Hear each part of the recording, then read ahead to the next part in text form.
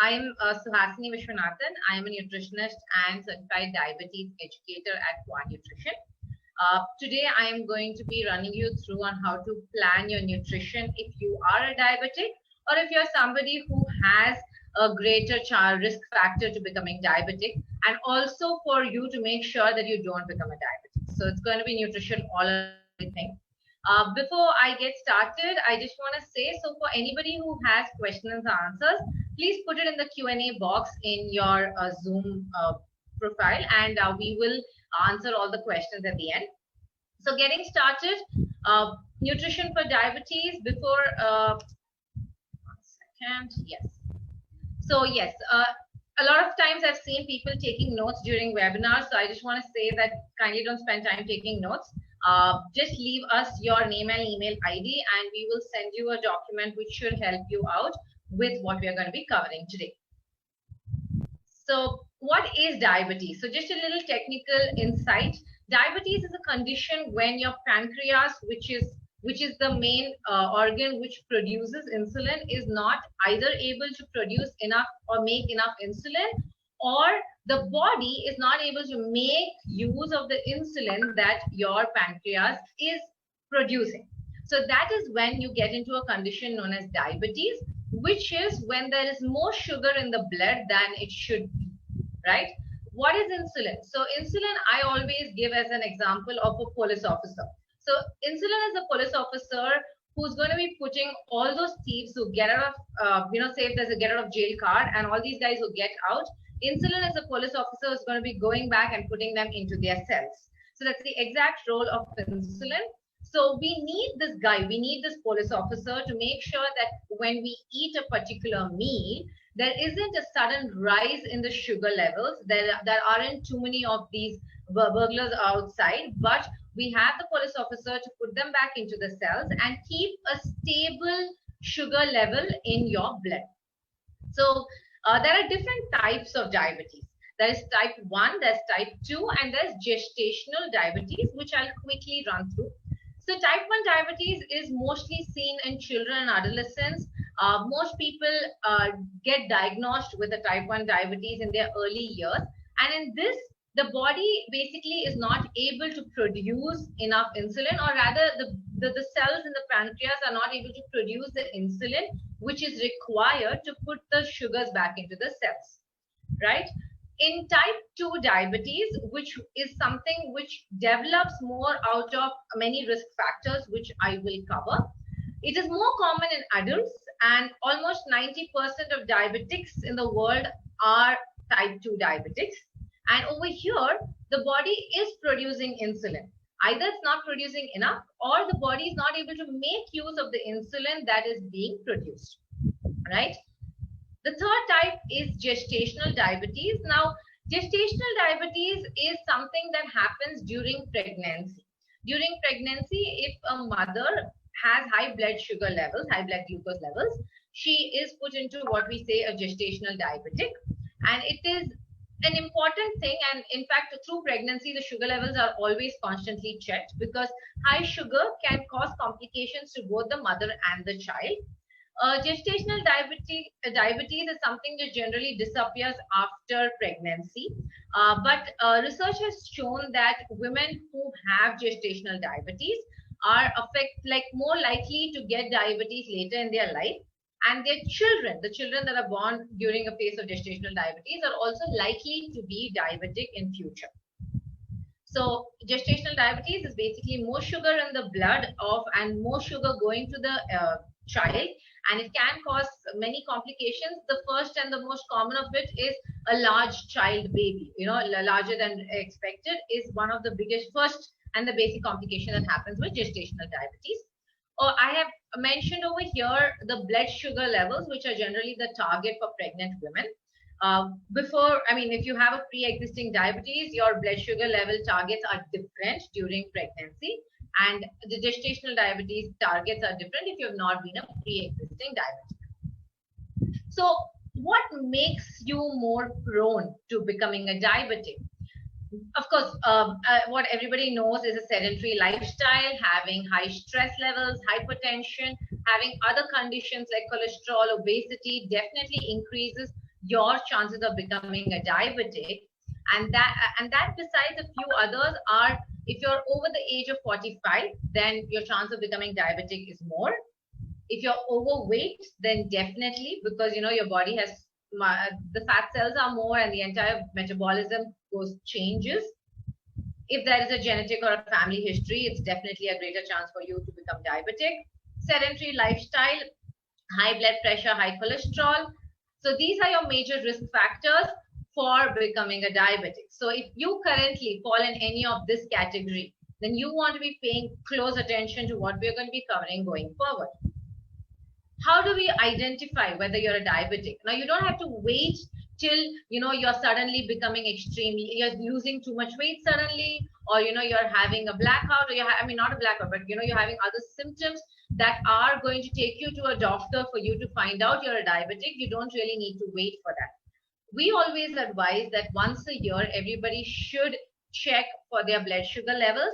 And if you're already somebody who has a greater risk factor, then maybe once in 6 months, you want to make sure that your blood sugars are in check. So what are the investigations to check? Fasting blood sugar is the most basic and easiest thing to check.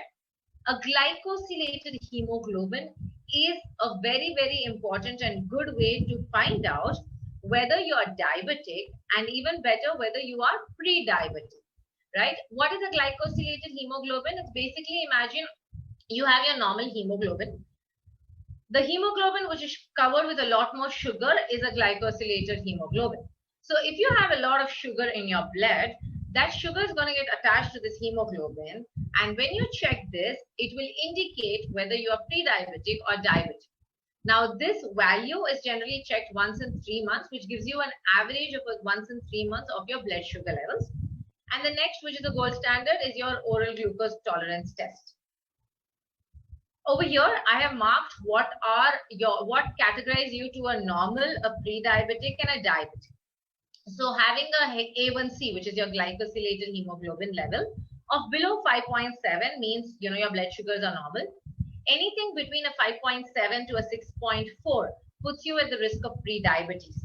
Now, this, if you find out, indicates to you, is an alarm for you to get your activity and your diet in place, because if you don't correct yourself at this range, your chances of becoming diabetic increases very, very high, right?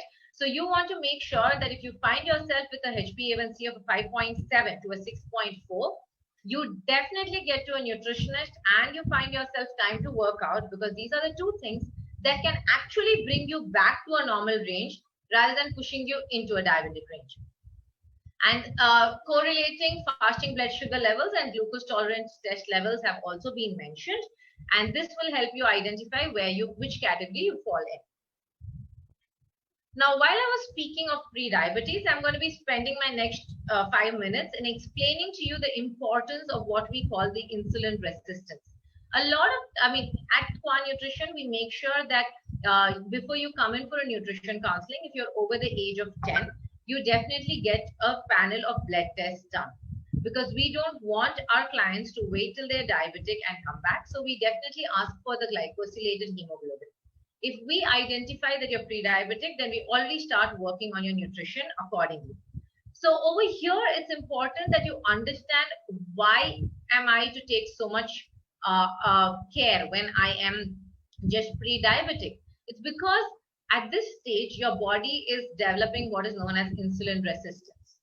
What is insulin resistance?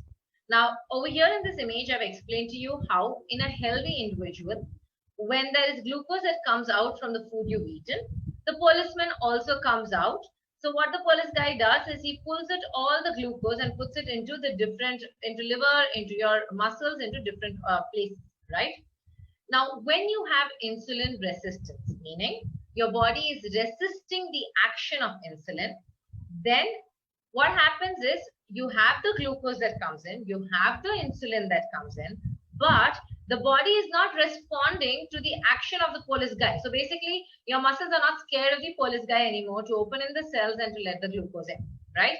So then what happens, you're having increased level of glucose in your blood, and this puts you into a pre-diabetic and in future into a diabetes.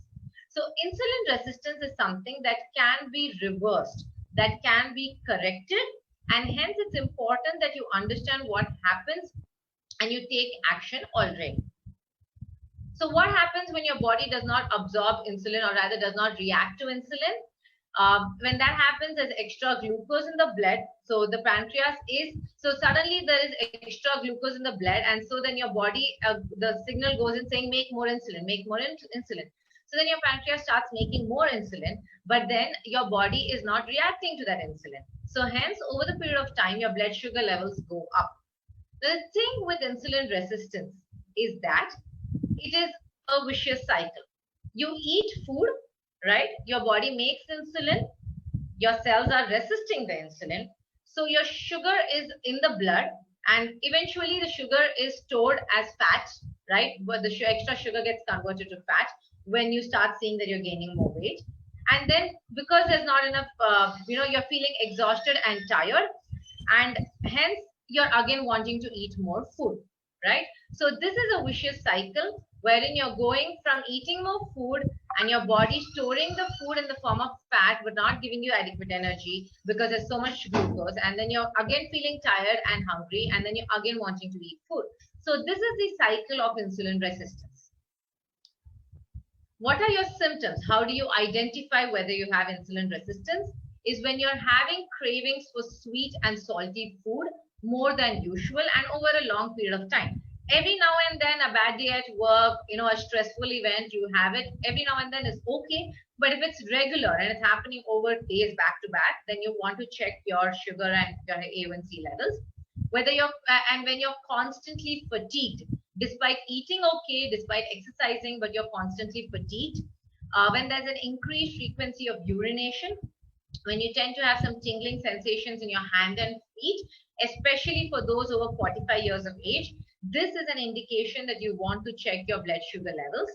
And when you're having increased hunger and thirst, when the insulin resistance goes on to a greater degree, where you overlooked your fatigue, your urination, any of the other symptoms, it can also lead to darkening of skin in different parts, like back of the nape of the neck, in your armpits, in your groin area. There's sudden darkening of skin.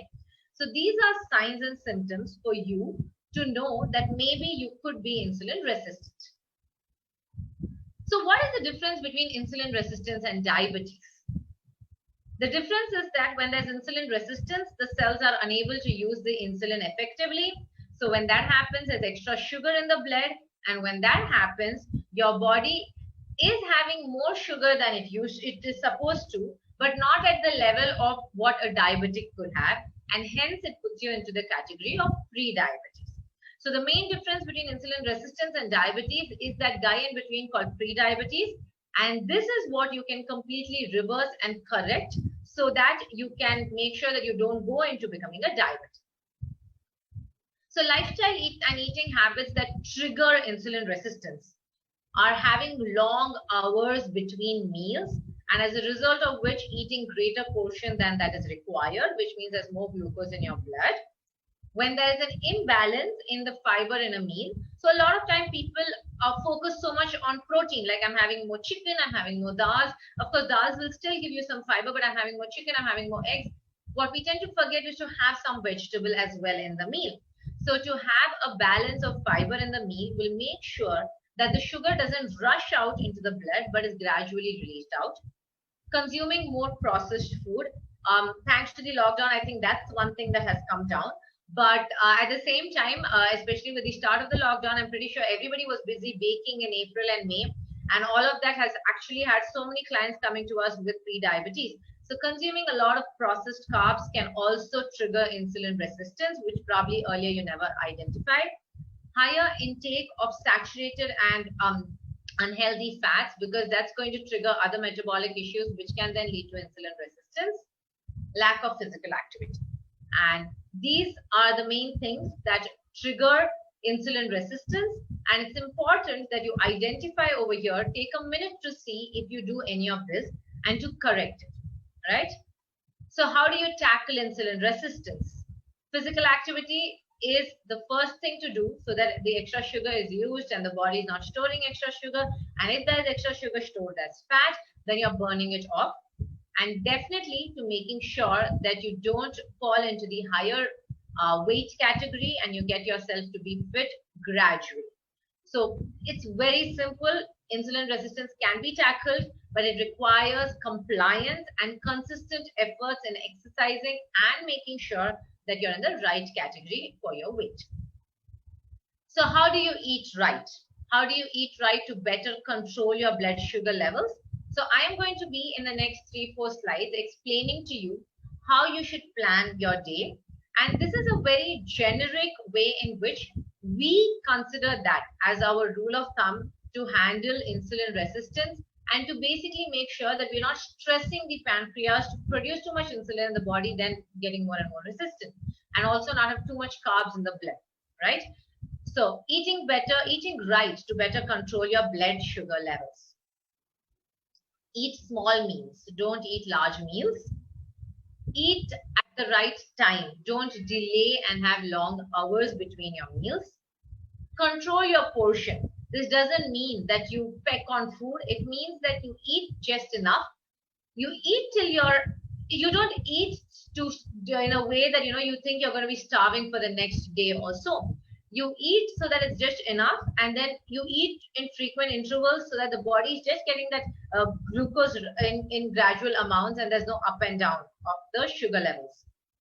Make sure that you're not just taking care of your, the carbs, because anybody who's diabetic immediately wants to cut out carbs. Don't do an imbalance of your carbs to your protein to your vegetables. It has to be balanced, right? And to make sure that you consume more whole foods. Eat holistic, like your plate should be colorful. Your plate should have everything in it and not just two things. And you shouldn't be always sticking to a one-pot meal that's going to work for you. And eat less of packaged and refined foods. The last 2 points, which is eating less of packaged and refined foods and making sure that you exercise is extremely, extremely important. And packaged and refined foods, because when you tend to go and grab something out of a packet instead of probably eating a fruit, you're actually doing more harm to the body than good. And definitely include fats from the right sources so that your body is able to manage the entire condition and be able to give you a good blood sugar through the day. So how do you plan a meal plan for a diabetic through the day? You basically have to make sure that you're eating short, frequent meals. So definitely have something on waking up. A lot of time people don't eat anything until they get to their breakfast. And that is not good, because you're starving yourself and then you're suddenly going to give your body a rush of carbs. So eat something, have something light when you wake up, have something an hour later, and then have your breakfast. After breakfast, don't directly jump to lunch. Eat something in between, a snack. We are not talking about main meals. I'll get to what you could eat. After that, you want to eat something. Now between lunch and dinner is the biggest issue for most people with diabetes and even otherwise. Because this is the time when if you've eaten especially a heavy meal, you are probably feeling good for an hour or two, but after an hour, you're starting to feel a low and a dip. And this is where your body starts craving for something high in carbs, high in salt, which is all the wrong things that you need to be putting into your mouth. So have something an hour or two after lunch, have something an hour later, especially if your dinner is going to be delayed, and then go in for dinner. After dinner, a bedtime snack is very important for a diabetic. And so definitely have something at bedtime to make sure that your sugar levels don't dip at night. So this is typically how around the clock you plan to eat. Now this might seem like I'm eating all the time, but we'll explain to you how it's extremely easy and possible to make sure that you're eating just the right quantity and not eating all the time. Because yes, if you're going to eat it all the time and eat in greater quantities, your sugar is never going to drop. So at Quanutrition, our team of dietitians, we make sure that when you are pre-diabetic or if you're diabetic, your entire calorie and carbohydrates are split in such a way between the time you wake up till the time you sleep, so that there is an equal split of the carbs and calories through the day. So for an example, if you're waking up at 6:30 and you sleep at 10:30, we basically divide your day into 3 halves to make sure that you are getting constant supply, and this helps your body make better use and not have high and low of sugars. So assuming we're making a calorie plan for somebody who, for a 1500 calorie plan, then we take in about 50 to 55 percentage of that coming in from carbohydrates and not just your calories. So we make sure that each third of your day is equal in terms of the calories and the carbohydrates, and it's not up and down. So this has over the years shown us such great results in allowing people to get such good control of their sugars. And I will, towards the end of my presentation, also share a couple of case studies where we've seen very, very good improvement in those who are diabetic and also pre-diabetic. So how do you eat? Now that I've told you everything, and probably the previous slide was too technical, what do? You can start your day with something as simple as fenugreek seeds. I know our grandmother sometimes did the right things, not understanding how, but then fenugreek seeds make a huge difference to your blood sugar levels. And just starting your day with a glass of soaked fenugreek seed water can actually give your body a good boost to handle your sugars through the day. Have a beverage after. There is no yes or no to tea or coffee, depending on the beverage of your choice. Have it in moderation, without additional biscuits, without additional snacks that are high in carbs. Then go on to eating a decent breakfast. Fill your mid-morning with a simple fruit. Go on to eating a decent lunch. After lunch, the easiest thing to address your salt and sweet cravings are to have some nuts and dried fruits, and to then finish having an evening snack of some chana, some sprouts, something on those lines, which is filling, satiating, and at the same time doesn't feel like, oh no, a lot of time people don't want to do a fruit again at that point. So, you don't feel like, how okay, I'm eating too much fruits, but this is an easy way to keep a balance in your blood sugar. Have a decent dinner, and the simplest thing that you can do before bedtime is to do a glass of milk. And of course, given the current situation, a turmeric pepper milk is a great option.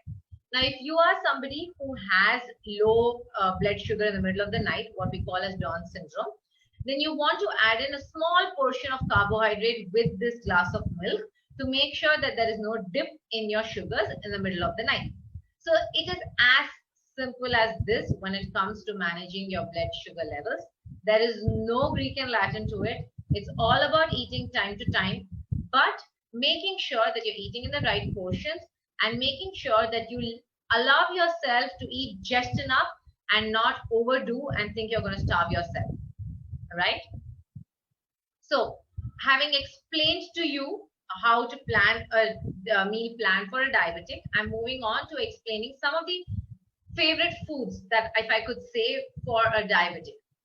The first is some dals. Dals, lentils, sprouts, chana. These are an absolute favorite. They are great and they're very, very important, and they're probably on top one because a lot of people tend to miss out on this. A lot of times people are speaking about, include more fiber, add more vegetables, eat more vegetables, your sugar will be in control. But what's important is to also eat a portion or a katori of dal or sambar or anything that is there as per your cultural diet and cuisine. But definitely both your lunch and dinner must include a portion of dals. Even if you're a non-vegetarian, you want to make sure that through the week you definitely include lentils, because lentils not only have good amount of fiber and protein in them, they also have the micronutrients that help your body to function better and the blood sugars to be absorbed and stored better. So you want to make sure that you're including a cup of dal, definitely, if not two. The second is cinnamon. I'm pretty sure anybody who is a diabetic has always heard about cinnamon. Why is cinnamon so good? Basically, cinnamon has a particular compound called MHCP, which acts similar to insulin. So it helps in, especially for those with insulin resistance, it helps in improving the cell sensitivity to insulin. So cinnamon is a great addition. Now, there are two things with cinnamon. The cinnamon that's researched most to find the benefit for blood sugar levels is your Sri Lankan or your Ceylon cinnamon. And second thing is, you can't and should not overdo cinnamon, because overdoing cinnamon can have side effects starting from too much heat to gastric issues. So, and also in certain cases, it can interact with medications. So you want to include cinnamon, but just a pinch. And honestly, if you're eating home cooked food, Using this just for your culinary dishes is good enough as well. And of course, if you're diabetic, you want to do a pinch or two more. Cinnamon is the second most used or the favorite superfood that I would say as a diabetes educator that I would definitely like to include. The third is fenugreek seeds, which I've again already explained. It's the top favorite because it shows the saponins and the flavonoids, which are basically there in the seeds, help your body to control the blood sugar, and to start your day with it is so good because it helps in making sure that your body is functioning well. Now, for some people, there is a contraindication with the medication that you can't do this first thing in the morning. You don't have to feel that, oh no, I can't do fenugreek seeds. You can still include methi. You can include it in a glass of buttermilk. You can include it at any other time of the day as well. But as long as you're not somebody who gets a quick cold or has too much body heat, you can make it as an everyday part of your diet. If you're somebody who gets a quick cold or has a high body heat with fenugreek, then you want to pace it through the week and do it in small quantities. The fourth thing is pumpkin seeds. Why pumpkin seeds? Well, pumpkin seeds doesn't have a direct effect on your insulin, on your sugars, but it's got good amount of fiber and magnesium. And the combination of this again works very, very well in controlling the carbohydrates in the body. And the last thing is eat rice. Please eat rice. And I wanted to mention this because a lot of times, especially when we have South Indian clients coming in, they don't want to eat rice anymore because they're diabetic. Now, that's not necessary. You have to make sure that you're not picking up the refined variety of the rice. You want to pick up the unpolished and the less refined varieties of rice. You could do millets, especially people in Karnataka and Maharashtra. Your diets are culturally filled with a lot of millets. So you could do millets, and you could make sure that you are portioning your quantities correctly. Over here, I want to say like 2 chapatis and 1 cup of rice pretty much have the same carbohydrates and calories. So it's not that, if you're eating rice, your sugar is going to increase. It also depends on what you're eating along with it. And it also depends on how refined the rice is. So yes, so that is basically the superfoods with respect to what is good for diabetics. The next thing is I want to speak about a herb, which I would probably say works well. But however, I am mentioning the herb over here, but it's strictly to not be self-medicated. This is a herb known as Meshashringi, which is available in different forms. It's available in different drinks. It's available as powders, available as capsules, but it should be timed correctly. And it should be given based on your HbA1c and your sugar levels and on your diabetes medication. But the reason for putting it out here is to letting you know that yes, there are herbs that do help in better controlling your sugar levels. Gymnema sylvestre, which is the scientific term of, or the Indian herb name is called Meshashringi, helps in increasing the insulin release. It helps in making sure that it curbs your sugar cravings. And there has been enough and more research to actually show how it can help you to control your sugar levels very well. Next, I am going to be going on to explaining to you how to read a food label, especially if you're diabetic, right? So far, I have explained to you what is diabetes. I've explained to you what is insulin resistance and how, if you have, what are your symptoms of insulin resistance, and how if you have insulin resistance and you're overlooking it, you could be going on to becoming a diabetic. And say if you are a diabetic at the moment, how you need to correct your eating habits and how you need to plan your meals. And what are the superfoods? So in terms of your superfoods, like we explained, you include it in different times of the day in the right quantities so that they help you. And of course, I explained to you about a particular herb, which is the most researched and extremely well effective, right? Extremely effective in helping in controlling sugar levels. Again, please note, you cannot self-medicate. You cannot use this on your own. You need a nutritionist and a doctor to help you to put it correctly. So why am I speaking to you about a food label? This is because in my practice, I've had a lot of clients sending me details of products that in the front say that, it's high in this, it's high in that, it's filled with this. And sometimes it's probably a wrong choice that they make. So I wanted to take a minute to explain how you should look at a food label to know whether you can or cannot pick up a product that's probably today saying that it's healthy and it's great, but might not actually be. So the first thing that you want to do when you're looking at a food label is to check on the ingredients, right? You want to check on the ingredients to see what are the top 3 ingredients. Now, a food could say that it's filled with nuts and seeds, but if you find the nuts and seeds to be in the last 3 of the ingredient list, you can be rest assured that it's probably a pinch of the nuts and seeds that's been added to it. If the food is filled with all the goodness, then the goodness should be in the first 3 or 4 ingredients, and that's your first. So when you pick up a label, you see it. If the first 3 or 4 ingredients don't look like they're good, then you place it back. But say if the first 3 or 4 ingredients say that it's filled with things that are good, like, it's filled with ragi, or it's filled with whole grains, with oats and nuts, then is your next step. Your next step is to check for the total carbohydrates. Yes, you check for the total carbohydrate. You don't check for the sugars. Why? You have to check for the sugars, but a lot of times people just check for the sugar. And I'll give you the example of this label over here, where it says that it's got 3 grams of sugar.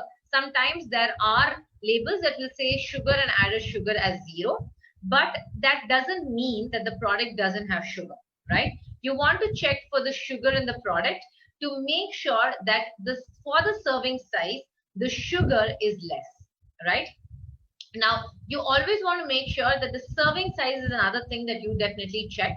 I did miss mentioning that. So after ingredients, you go to your serving size and you compare your carbohydrate, your fats, and everything based on the serving size. So a serving size of 100 grams makes sense. Sometimes labels can say a serving size of 10 grams, and you might not be able to eat just 10 grams of something. So you want to make sure that the total carbohydrate is making sense with relation to the serving size, and the sugar is making sense with relation to the total carbohydrate, and there is not an imbalance, right? Sometimes some products, especially like breakfast cereals, could say that they have no added sugar but have extremely high amount of carbohydrates, and the carbohydrate per serving could be very high, and then you don't want to pick that up, right? Next is to see the fiber. It's important that the product that you're picking up does have some amount of fiber, because fiber will make sure that your sugar is released slowly, and you don't want to go for products that say 0 fiber, right? The third thing is added sugar, no sugar, and reduced sugar. Now, it's very important that you understand what these 3 things mean. Added sugar. So a lot of added sugar basically means that the product has in its processing been extra sugar has been added in the process. And so you want to see how much that extra sugar is, right? Now, in the second thing, which is no added sugar, or say sugar free. No added sugar does not mean that the product does not have carbohydrates in them. They still have carbohydrates. No added sugar would just mean that the product in the processing, they've not added extra sugar, one. Second is they've not used any high sugar ingredients. So that's when they say no added sugar. It does not mean it does not have sugar or carbohydrates at all, right? And the third thing is reduced sugar. What is reduced sugar? Reduced sugar basically means that the product has 25% lesser sugar compared to the regular product, like a Marie biscuit. A reduced sugar Marie biscuit would basically mean 25% lesser sugar than a regular Marie biscuit, right? Now, it does not mean it does not have sugar. It does not mean that it does not have carbohydrates. So these are important things that you should look for, and not get carried away by terms that say no added sugar, or sugar free. Now, what does sugar free mean? That's the next thing. A sugar free product would basically mean that they haven't added any extra sugar, or in fact that per serving they only have less than 0.5 grams of sugar in the product. But such products most often use a lot of sugar alcohols, like you would see terms like sorbitol, mannitol, xylitol. Now, these are sugar alcohols, meaning they add a bit of sweetness, but they are lesser per gram, so the lesser calorie per gram. So it is definitely better than having anything with added sugar. But you shouldn't be looking at products that have too much of this, especially if the third or the fourth ingredient itself says that it has these alls in them. Then you want to keep it back, because too much of these sugar alcohols can cause a lot of bloating, distension, and digestive issues, especially if you're somebody who already suffers from them, right? So that's another thing that I want to say. Before I go into fats and sodium, I want to explain to you how it's important that you also see for other important factors like corn syrup, maple syrup, agave syrup, brown rice, tapioca starch. All of these are also carbohydrates, also sugar. These are also things that you want to look at before you pick up a product, right? Next is fats. Fats do not directly impact your sugar levels, but fats, because you don't want to pick up products that are high in trans fats or saturated fats, you want to pick up those which have more, monounsaturated fats and the polyunsaturated fats, because too much of unhealthy fats also increases your risk for heart disease. And if you're already diabetic, then you're going to go up the ladder faster, rather go down the ladder quick, rather, right? Next is sodium. Sodium, again, because same as fats, as a diabetic, you're more prone to heart issues and heart diseases. So you don't want to pick up products that are high in sodium, right? So this is important when it comes to reading a food label. I have not covered, fats and proteins here, because most often people do check on that. And, these are not the things that people get carried away with. The important things that people get carried away or overlook are your ingredients and your carbohydrates. So I wanted to spend some time in explaining to you how you should keep a product back, but if it doesn't look good on these aspects, all right? Yes, so that's my main technical understanding of the entire, what is diabetes, how you handle the nutrition, how you use, different superfoods, how you use different herbs, how you basically read a label. So I'm going to complete my presentation with two case studies. One is of a diabetic, which is the first case study, and the second is of a pre-diabetic. So this is of a client who was 32 years of age, and he was diagnosed with diabetes when he came to us. He had diabetes, fatty liver, and other symptoms were fatigue, stress, hair fall, acidity, and he had a poor immune system.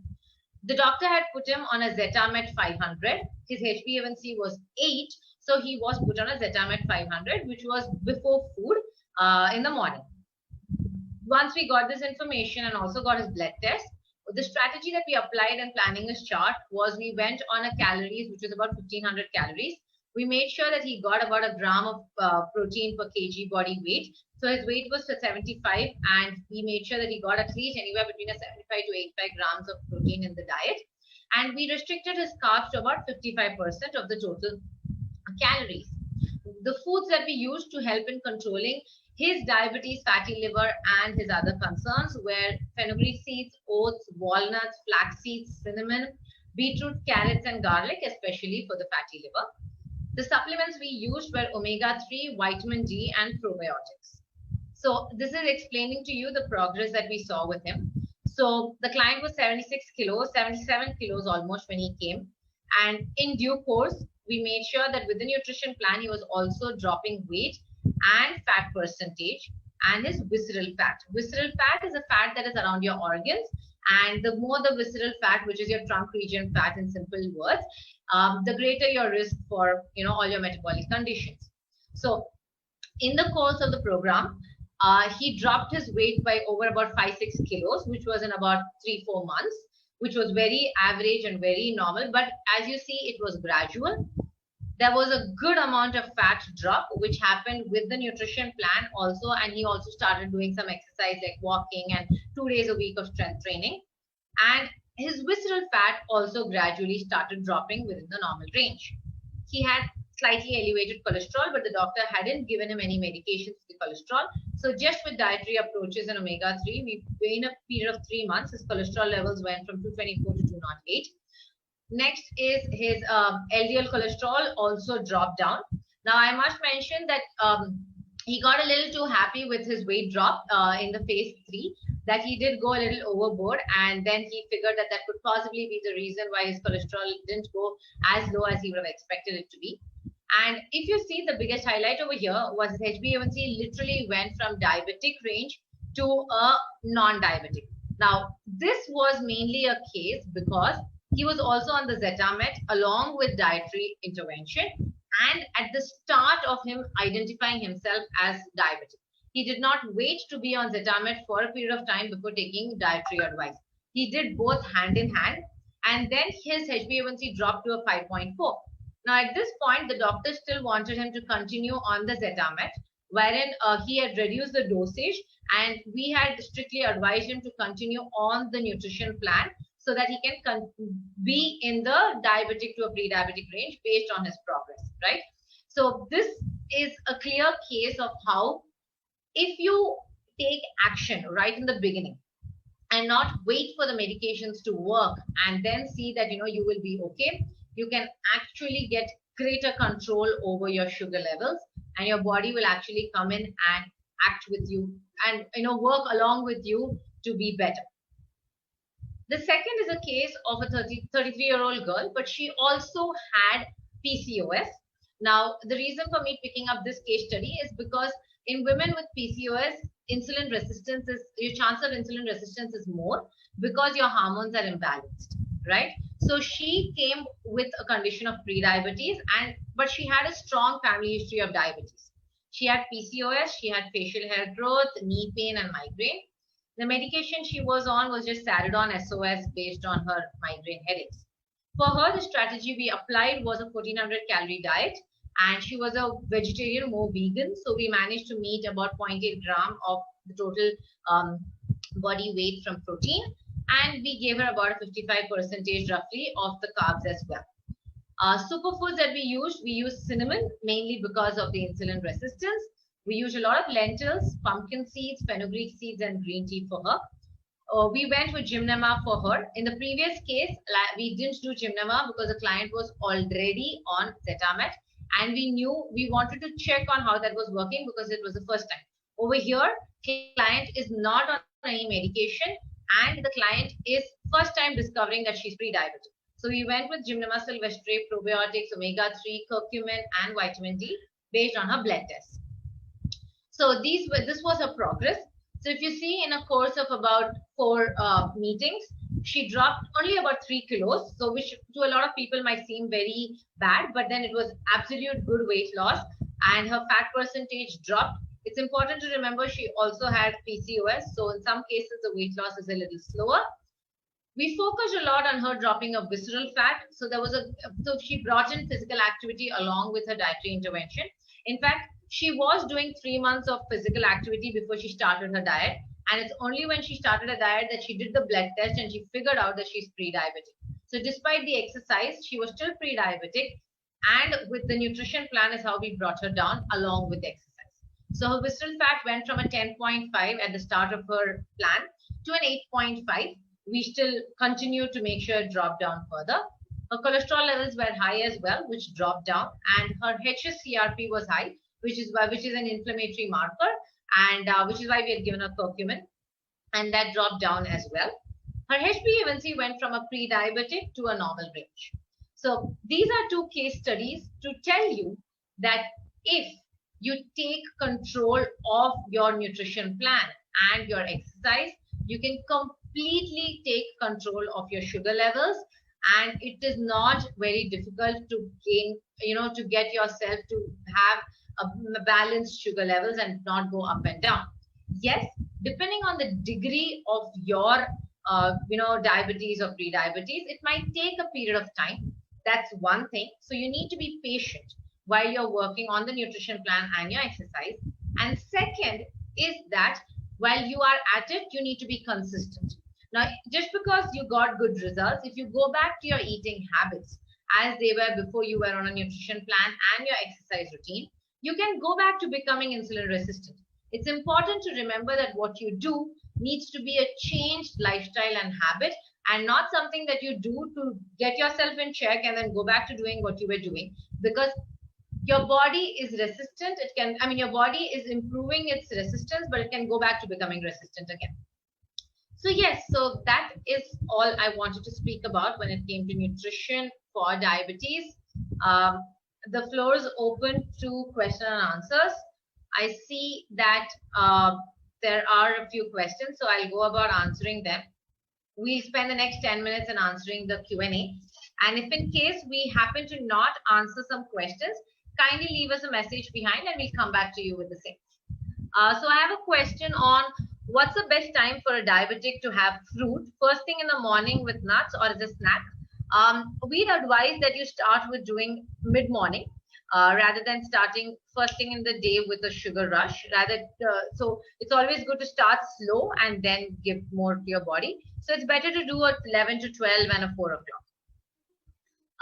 Next is, will all diabetic women have gestational diabetes? Most cases, yes. Until and unless before you are conceiving, if you manage to control your blood sugars well, then you can completely keep a check on it throughout your pregnancy and be in the normal range. You don't necessarily have to go high and low. You just need to have good control on it before and continue to keep a control on it as you go forward. Next is, yes.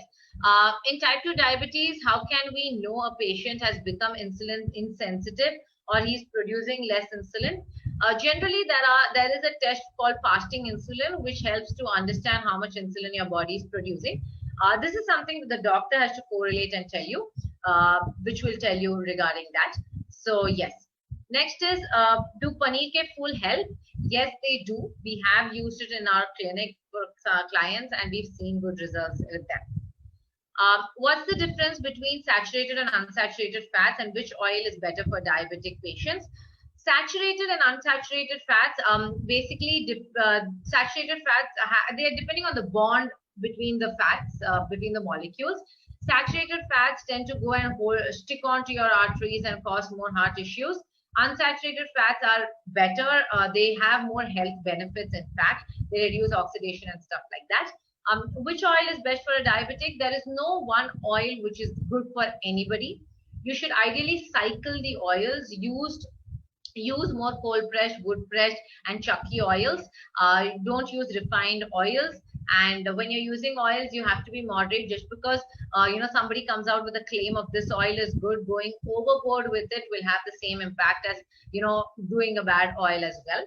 So you have to be better controlled in your oil intake and cycle the oils. Use different oils and use what's more suitable for the cuisine, right? Are you referring to black coffee or green tea as a beverage, or can we have the milk one? You can definitely do a milk-based beverage as well. You don't necessarily have to do only black coffee or green tea. If milk works for you, if you're not lactose intolerant, you can have it. Fenugreek seeds will eat or just strain and drink the water. We primarily advise for you to take and discover this. So, you can first is you drink the soaked water. So you drink the water. Make sure to wash the fenugreek seeds once and then soak it overnight and then drink the water. The seeds are also pretty good to have actually, but some people get digestive issues with the seeds. So then you don't want to have the seeds, don't waste the seeds. Use this. In fact, one of my elderly clients taught me this. So use the seeds for your dosas, use the seeds for your other recipes, sprout the seeds. That's something I always tell clients. Use the seeds to sprout it and add it to your sabzis and your salads. So don't waste the seeds. Just use about a teaspoon and then you can use the seeds in the rest of the day. For someone who's suffering with insulin resistance, would you also suggest fenugreek seeds? Yes, definitely. Why not? Because fenugreek seeds have the ability to, over the period of time, gradually balance your hormones as well. So you can use it. When are we supposed to have superfoods? Yes, this actually depends case on case, person on person. We include these superfoods based on your schedule, your routine, your sugar levels, and everything. Ideally as a part of the meal or in between meals. Can we eat white rice? Is brown rice, if brown rice is not available? White rice is okay to do. You have to portion it. You have to make sure that you're including enough amount of dals and sabzis around it. But we prefer unrefined or unpolished rice. So you still get unpolished white rice or what you call like a hand pound rice. So you rather go for that. Should we decrease our insulin unit while using superfoods like fenugreek? I wouldn't give you a blanket statement on that. I would always say discover. We ask clients to check their fasting and PP through the week to then decide how it's getting controlled, to then speak to the doctor and then reduce the insulin units. What kind of vitamin and mineral supplements should we add in a diabetic people? Well, it really depends on the need for one. It depends on how the person's energy levels are, what their profile is. You don't have a, you shouldn't be like, just because you're diabetic, you need a multivitamin. Not necessarily. If you can eat it through foods and get your vitamins and minerals otherwise, and you don't have any deficiencies, you don't necessarily need one. When a label says no sugar, but they say stevia, is it any better or to have an artificial sweetener?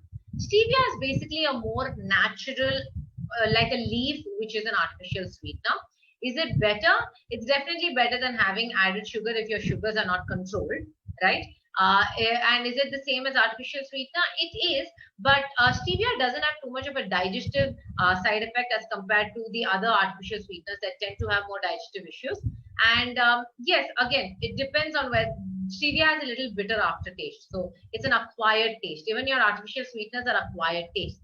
And sometimes, very honestly, a lot of my diabetic and pre-diabetic clients develop a taste for the tea and coffee rather than adding these sweeteners in them. It's more psychological that they want to add something, that they add it. So it's an acquired taste, an acquired habit, and an acquired thing you want to discover.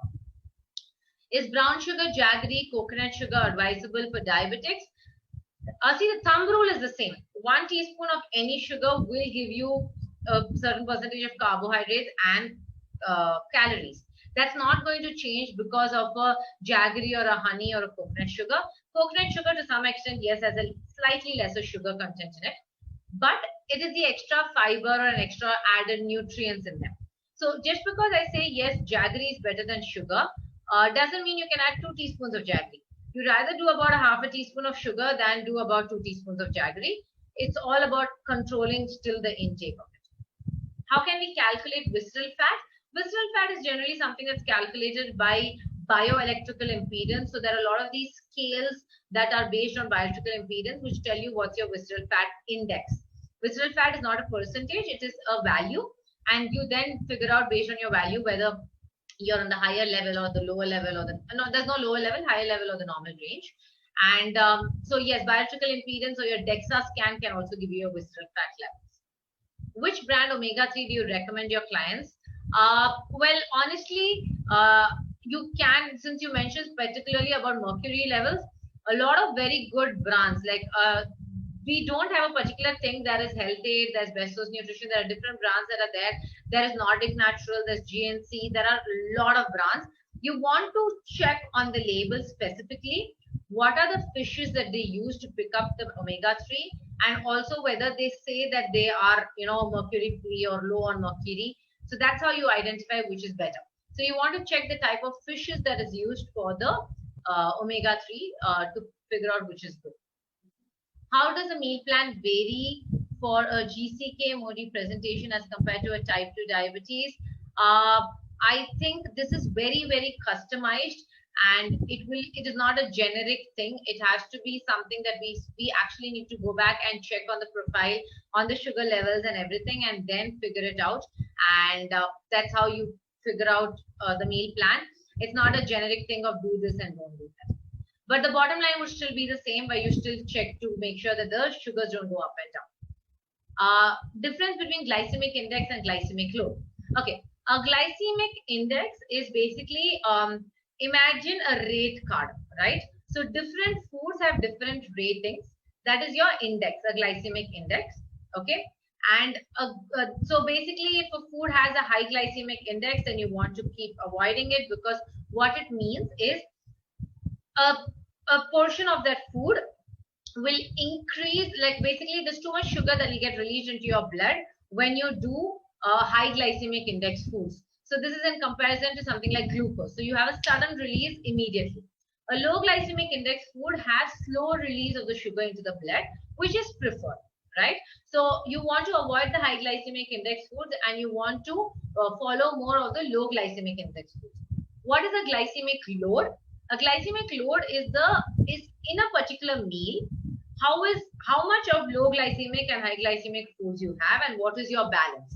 So you could do a mix of a high glycemic and a low glycemic food to give you a meal which has a glycemic load which is average or low, and that's okay. So a glycemic load is more to do with a meal and a whole dish, and a glycemic index is more like a rate card to different foods. With regards to Gymnema, I am going to refrain myself from telling you more about it because it requires individual customization and it's not something that you can take in immediately. The only reason I included that was because there was a question on what are the herbs that work the best that you have seen. So, which is why we included that. In terms of a few more questions, I'll take just about a question or two more. In diabetes with obesity, can the total calories be given close to the BMR or you need to reduce further? It depends on the person's fat percentage. You definitely want to make sure it's kind of close to the BMR. But if they're extremely obese and the grade of obesity is more, then you reduce it based on their activity and their current body weight and ideal body weight average. Okay, I'll take one last question. In IBS okay, in IBS patients, it is usually you take low fiber foods. So how can they prevent diabetes? So yes, with IBS, you do go on a low fiber food because your lentils are basically avoided because of the GOS in it. But you can still balance the glycemic load of the meal. You can include other high protein dishes. You can include other vegetables to balance your the fiber and the load of the meal, and that helps to make sure that you're basically preventing and having better control on your sugar. It's very much possible for an IBS patient on a low FODMAP diet to have to keep a control on their sugar levels, because while you probably are going to be avoiding wheat, you're probably going to be avoiding some of the dals, you still have so much more you can eat and so many fruits that you are still possible for you to include, and so many other protein sources that you can include to give you a balance in the day. And in IBS cases especially, portion control is very important for both your IBS and your sugar levels. Is there any fruit to avoid for diabetic patients? Nothing really. You can even enjoy a mango. You just need to time it well and you just need to eat in the right quantity. So I think, yes, I think those are the questions that I have taken in. There are a few more which we probably, as we're running short of time, we're almost at 7. We will answer these later maybe for you as a Q&A. So you can leave your question and your name behind, and we will come back to you on that with respect to your Q&A. So yes, so that was the session on nutrition for diabetes, and I hope it was insightful. I hope you have had a better understanding of how to plan your day, how to plan your meals, and how to make sure that even if you're on different types of diets. There was a question on intermittent fasting diet and diabetic.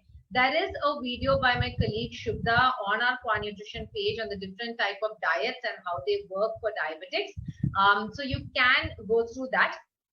And with this, I hope that tomorrow when you get up, you know what are the foods to include, and you are planning your meals and you're eating right, and you're not doing something which is extreme and not doing something which is going to cause more harm than good for you. Thank you so much for listening and patiently for the last 1 hour, and we hope to see you soon in another live webinar. Thank you.